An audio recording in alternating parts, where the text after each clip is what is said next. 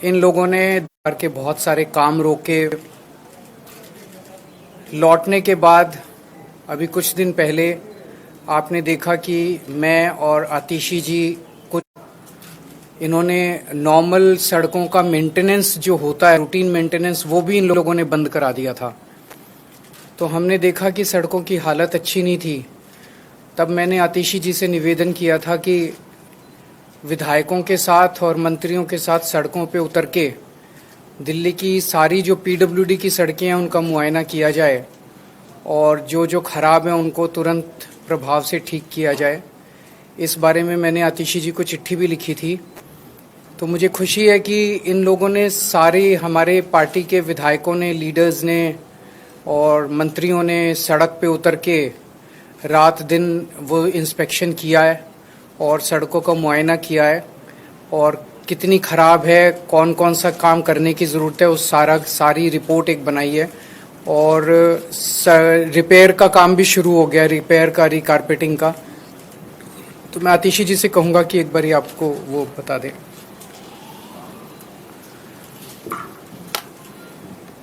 जैसा कि आप सब जानते हैं कि भारतीय जनता पार्टी की केंद्र सरकार ने आम आदमी पार्टी के खिलाफ, हमारे मुखिया अरविंद केजरीवाल जी के खिलाफ षड्यंत्र रचकर एक झूठे केस में फंसाकर अरविंद केजरीवाल जी को 6 महीने तक जेल में रखा। इस षड्यंत्र का मकसद ही था कि किसी भी तरीके से जो अच्छे काम दिल्ली की सरकार कर रही है, अरविंद केजरीवाल जी की सरकार कर रही है, उन कामों को रोका जाए। और हमने देखा कि किस तरह पिछले 6 महीने से दिल्ली के आम लोगों के डे टू डे कामों को रोका गया। लेकिन मुझे खुशी है इस बात की कि भारतीय जनता पार्टी का कोई भी षड्यंत्र सफल नहीं हो पाया। सुप्रीम कोर्ट ने हमारे मुखिया अरविंद केजरीवाल जी को जमानत दी, बहुत स्ट्रॉन्ग टर्म्स में केंद्र सरकार को लताड़ा। अरविंद जी के बेल पे बाहर आने के बाद वो और हम इंस्पेक्शन करने के लिए पीडब्ल्यूडी की कई सड़कों पे गए थे। मुझे उन्होंने एक पत्र भी दिया दिल्ली विधानसभा में पीडब्ल्यूडी की सड़कों की रिपेयर मेंटेनेंस को लेके। उसके बाद से दिल्ली की सरकार तुरंत प्रभाव से युद्ध स्तर पर पीडब्ल्यूडी की सड़कों को ठीक करने का काम कर रही है। एक ऑल मिनिस्टर्स मीटिंग बुलाई गई, जिसके बाद दिल्ली सरकार के सारे मंत्री, सारे विधायकों ने, पीडब्ल्यूडी के सारे इंजीनियर्स ने 1 हफ्ते के समय में दिल्ली की सारी पीडब्ल्यूडी की सड़कों का मुआयना किया। पीडब्ल्यूडी के पास दिल्ली की 1400 किलोमीटर की सड़कें हैं और कुल मिला के 7000 किलोमीटर का लेन लेंथ इन सड़कों का है। तो 1 हफ्ते के टाइम स्पैन में ये 7000 किलोमीटर की लेन लेंथ की सड़कों का इंस्पेक्शन हुआ और जो सारा डेटा है वो पीडब्ल्यूडी की ऐप पे लोड किया गया। तो प्रॉपर इंस्पेक्शंस ऑनलाइन, हर पॉटहोल, हर टूटी हुई सड़क की फोटोज ली गई, उनको अपलोड किया गया। जो इन इंस्पेक्शन से निकल कर आया है वो मैं आपसे शेयर करना चाहूंगी और नेक्स्ट स्टेप्स क्या क्या हैं। इस इंस्पेक्शन से 89 रोड्स को पूरी तरह से रिकारपेटिंग और रीस्ट्रेंथनिंग के लिए आइडेंटिफाई किया गया है। ये तकरीबन 230 किलोमीटर सड़कें हैं, 1240 किलोमीटर की लेन लेंथ है। इन 89 रोड्स में से 74 का टेंडर कर दिया गया है और आने वाले कुछ दिनों में ही इनका काम इन 74 सड़कों का शुरू हो जाएगा। 15 सड़कों का टेंडर इन प्रोसेस है और जैसे ही टेंडर कंप्लीट होगा with in a few weeks in remaining 15 सड़कों का भी काम शुरू हो जाएगा। कुछ ऐसी सड़कें हैं जहां पे पूरी सड़क को रिकारपेट करने की ज़रूरत नहीं है, पूरी सड़क को बनाने की ज़रूरत नहीं है। कुछ पैचेस हैं, कहीं पे 100 मीटर सड़क खराब है, कहीं पे 50 मीटर सड़क खराब है।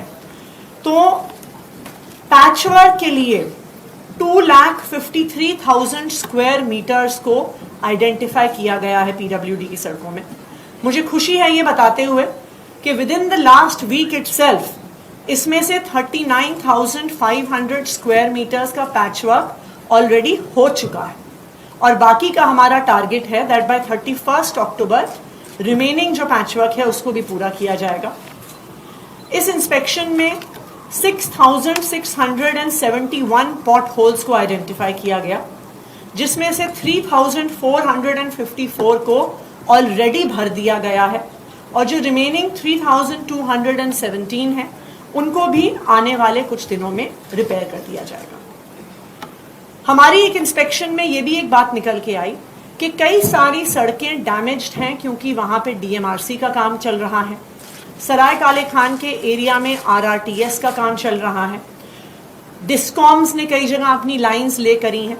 तो जहां जहां पर किसी अन्य एजेंसी के काम के द्वारा की वजह से सड़कें टूटी हुई हैं, with in the next few days in सारी एजेंसीज के साथ हम पीडब्ल्यूडी की मीटिंग करवाएंगे सो दैट जहां पे डीएमआरसी ने रिपेयर करना है उसको भी तुरंत शुरू करवाया जाएगा, जहां पे आरआरटीएस ने रिपेयर करना है उसको भी तुरंत करवाया जाएगा।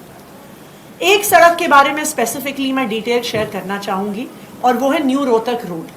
न्यू रोहतक रोड जो टिकरी बॉर्डर जाती है नांगलोई मेट्रो स्टेशन से मुंडका होते हुए, वो शायद आज के दिन में दिल्ली की सबसे खराब हालत में सड़क है। उसका रीजन ये है कि न्यू रोहतक रोड के इंटीरियर में बहुत सारी अनऑथराइज्ड कॉलोनीज भी हैं, वहाँ पे पॉपुलेशन बहुत बढ़ी है। सो ओवर टाइम जो वहाँ से पानी निकल कर आता है उसको अकोमोडेट करने के लिए न्यू रोहतक रोड का जो ड्रेन है उसकी कैपेसिटी कम पड़ रही है। दूसरा, इस साल मॉनसून में तकरीबन नॉर्मल से 2 गुना बारिश हुई है। नॉर्मली मॉनसून में दिल्ली में 600 mm बारिश होती है, इस बार 1000 mm से भी ज्यादा बारिश हुई।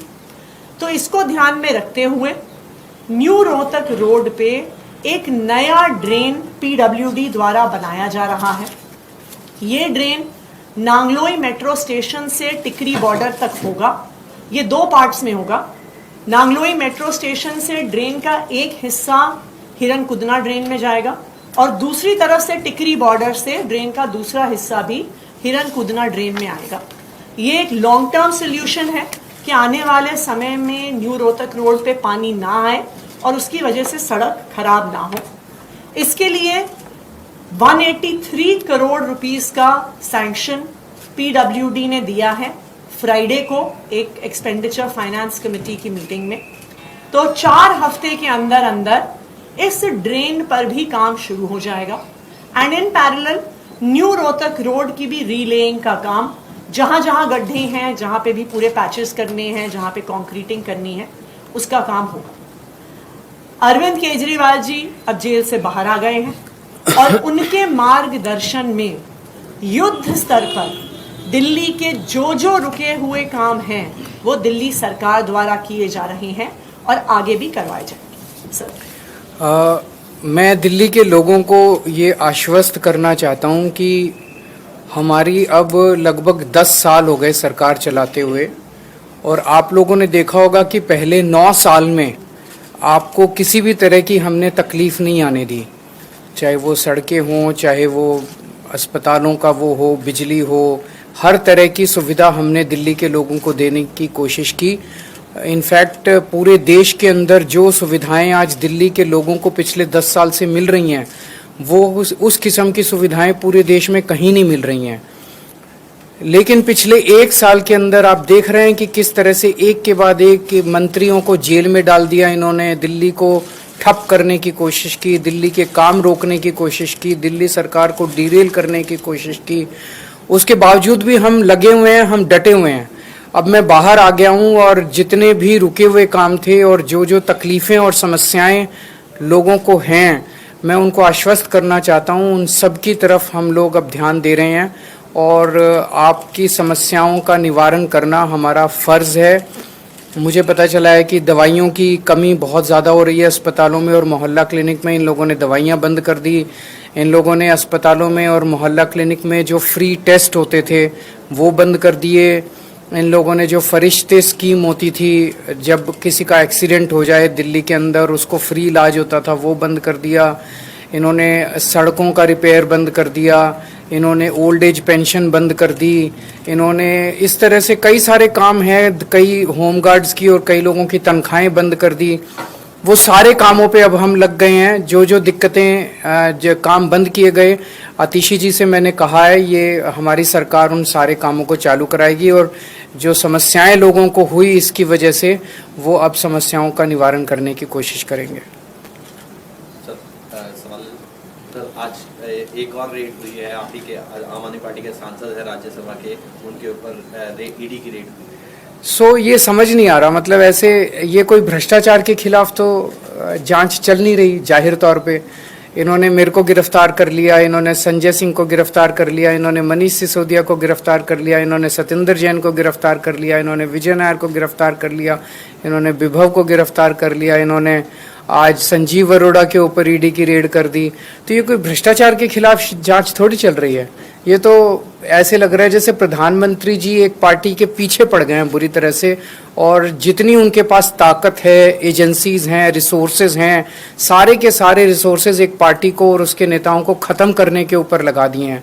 लेकिन हमारे साथ भगवान है, हमारे साथ शक्ति है, तो हमने कोई गलत काम नहीं किया तो हम किस बात से डरेंगे। हरियाणा में भी इलेक्शंस हुए हैं और एग्जिट पोल बता रहे हैं कि बीजेपी जा रही है, नहीं आ रही है गवर्नमेंट में। क्या मुख्य कारण आपको लगते हैं जो इनमें? जाहिर तौर पे पूरे देश के अंदर अगर किसी सरकार का मुखिया, प्रधानमंत्री जी सुबह से शाम तक बस ईडी और सीबीआई करेंगे, बदला लेंगे, बदले की कार्रवाई करेंगे, लोगों को जेल में डालने का काम करेंगे, निर्दोषों को जेल में डालने का काम करेंगे, और केवल अब तो पूरा देश जानता है वो केवल एक आदमी के लिए काम कर रहे हैं, उनका एक दोस्त है, उसके लिए काम कर रहे हैं। तो धीरे धीरे जनता को समझ में आने लगा है कि वो भाषण कुछ और देते हैं और करते कुछ और हैं। तो अब वो जो उनका एक पर्दा था वो हटता जा रहा है और लोगों को के सामने सच्चाई सामने आ रही है कि किस तरह से लोग बेरोजगारी से परेशान हैं, लोग महंगाई से परेशान हैं, लोग उनके भ्रष्टाचार से परेशान हैं।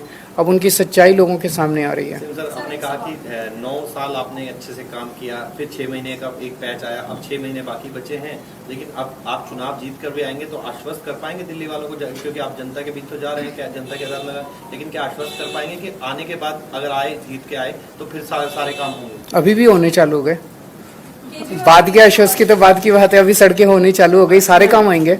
कुछ काम अभी पूरे हो जाएंगे, कुछ काम उसके बाद होंगे, कहीं फिर नए काम भी होंगे, सारे काम होंगे। बीजेपी नेता अनूप पांडे हैं, तो उन्होंने आपको जो दिया गया राज्यसभा सांसद का जो आवंटित आवास है उसको लेकर आपत्ति भी जताई है। कौन है अनूप पांडे? जगदीप धाकड़ जी को उन्होंने पत्र भी लिखा है, उन्होंने शहरी विकास मंत्री को पत्र भी लिखा है कि वो आवास आपको क्यों दिया गया। तो उनसे पूछ लो, मेरे को क्या पता कौन अनूप पांडे है। तो वो चिट्ठी उन्होंने धनखड़ साहब को लिखी है, धनखड़ साहब जो ठीक समझेंगे वो। तो उनकी चिट्ठी पे मैं कैसे प्रतिक्रिया दे सकता हूँ?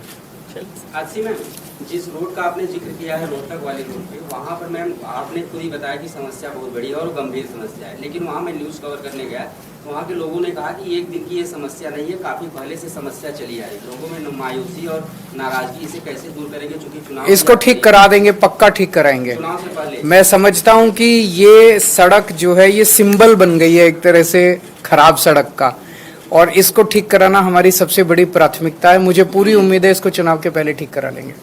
Thank you.